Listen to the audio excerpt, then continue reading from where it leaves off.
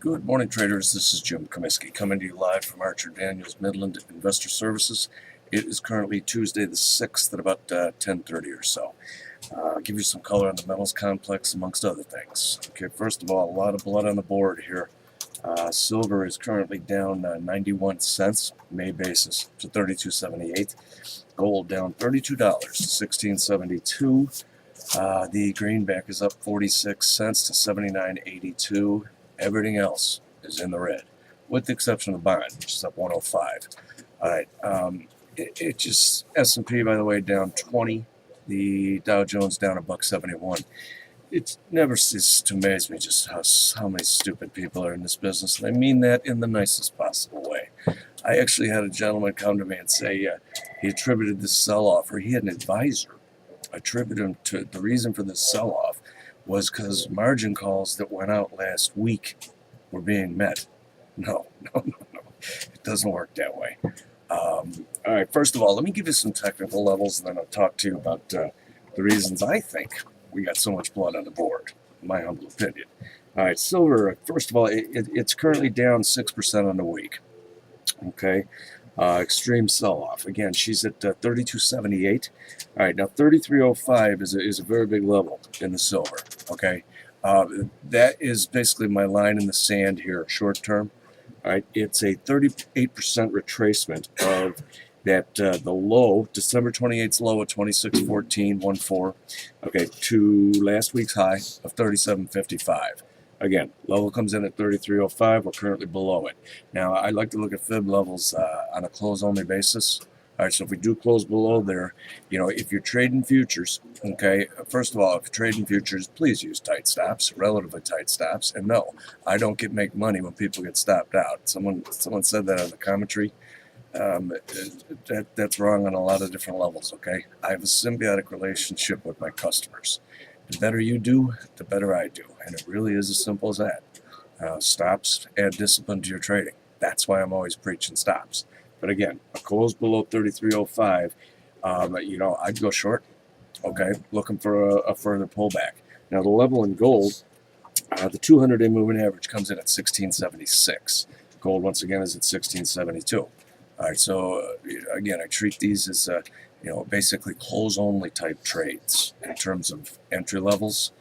Okay, all right, on to my humble opinion as to why we're selling off like we are.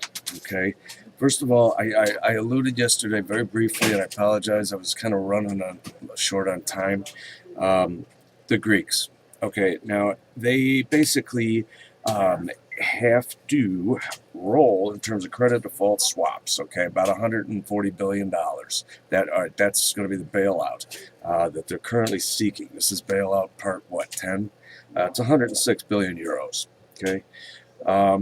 Now, again, the way the terms of this are written or agreed upon by the International Swaps and Derivatives Association, this was part of the bailout package, was that 75% of bondholders in old Greek debt, okay, if 75%, accept the terms, okay, and their haircut is anywhere from 19.5 to 25 cents on the dollar, okay, that they will get back. All right, so basically you're looking at 80 to 75 cent loss on the dollar. All right, if 75% do agree, the Greeks can force the other 25% that don't agree to agree. Nice gig if you can get it. Anyways, what emerged this morning, I'm going to read this straight from Bloomberg. Okay, investors in Greece's Swiss franc-denominated bonds have formed a group to fight for their rights as the country seeks to pare about 106 billion euros, $139 billion of debt as part of an international bailout. The group's concerned by the terms of the restructuring and is exploring means to address its concerns and to protect the rights of holders of the bonds. The group holds 650 million Swiss francs, $708 million of the 2.125% notes due in 2013. Okay, so this group constitutes a little bit over 25% of the holders of Greek debt. All right, so the whole thing is now put in a state of flux. Because if the Greeks can't roll this later this week, all right, technically they could be in default. All right. By the way, the other date I mentioned yesterday, and it's legit. Well, if this goes through, okay, and they're able to conduct this credit default swap, all right, the other date would be the 20th, when they have to roll basically the majority of their debt, okay, and in doing so, make bond payments. So it's getting real dicey in Greece. I think that's why we're seeing this kind of a sell-off. Now, Iran's not going away anytime soon. Okay, there's numerous examples, which I kind of cited yesterday, for still being bullish to metals.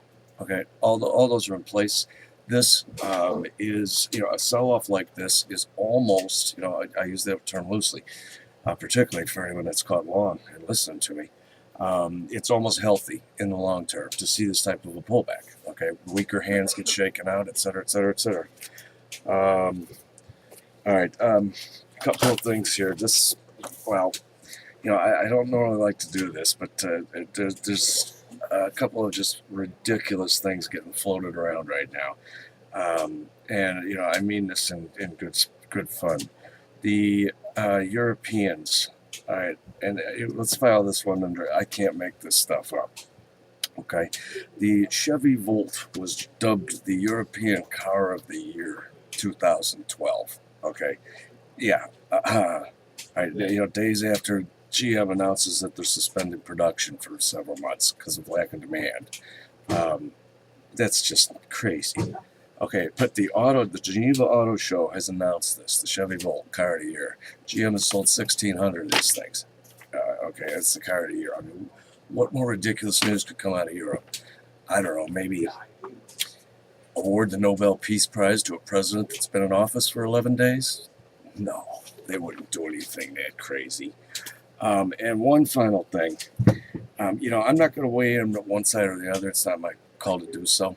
All right, but this whole, with all the current events that are going on right now in the world, okay, particularly the looming debt crisis, for the media to be fixating on this shouting match that Rush Limbaugh got into with a college student, come on, how ridiculous is that? Okay, there's far too many other things to be talking about, Perhaps the current administration's track record. I don't know.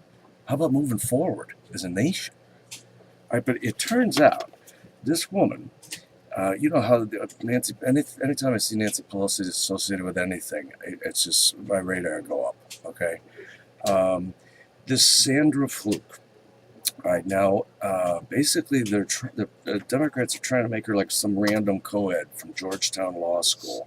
Found herself mixed up in this whole contraception thing. It really isn't even about contraception, quite frankly. In my read, it's all about religious liberties, like First Amendment stuff. All right, it turns out that this woman has a little bit of a track record. 30-year-old longtime liberal activist who enrolled at Georgetown. Again, I can't make this stuff up. Enrolled at Georgetown with the express purpose of fighting for the school to pay for students' birth control. Okay, she has an issue. It's near and dear. However, as was discovered today, by the way, this is a gentleman named Stephen Dukowski on Media Research, the Media Research Center. All right, as I discovered today, reading Stephen's words, birth control is not at all that Miss Fluke believes private insurance must cover. She also apparently believes that it is discrimination deserving of legal action if, wait for it, gender reassignment surgeries are not covered by employer-provided health insurance. Yeah, she makes these views clear in an article that she co-edited with Karen Hugh in the Georgetown Journal of Gender and the Law. She goes on to say, the prime example of direct discrimination is denying insurance coverage for medical needs of transgender persons physically transitioning to the other gender. This is Nancy Pelosi's new best friend. Okay, how are we doing? All right, I'll just finish this up. Okay, this again, I can't make this stuff up, but it's just so priceless. I had to bring it to you. All right, transgender persons wishing to undergo the gender reassignment process frequently face heterosexist employer health insurance policies that label the surgery as cosmetic or medically unnecessary and therefore uncovered. No, I don't want to offend anyone out there that perhaps has undergone transgender surgery. My point by having highlighted Mrs. Fluke's past, or part of her past, is that this is all created. This is a manufactured crisis, and who knows? I like Rush Limbaugh, kind of. I don't agree with everything he says. I think he's a bit out there at times, certainly by using some of the words that he used, just to insult this woman. Okay, but the bottom line is, it's all smoke and mirrors. I mean, in order to avoid the real issues that we're faced with as a nation, we're going to come up with this kind of crap to talk about. Come on. All right, there's way too many other things to talk about and to address. Okay. All right, I'm going to leave you guys with that. All right. If you'd like to, by the way, I saw your comments, and I think that you guys probably saw my comments to your comments. So let's keep the conversation going, okay? If you'd like to call me at the desk, my toll free is 888-935-7979, or again, comment on the post right here, or shoot me an email at jim.comiskey, COMISKEY, at archerfinancials.com. Okay, look forward to hearing from you guys. Take care, huh? Talk to you soon.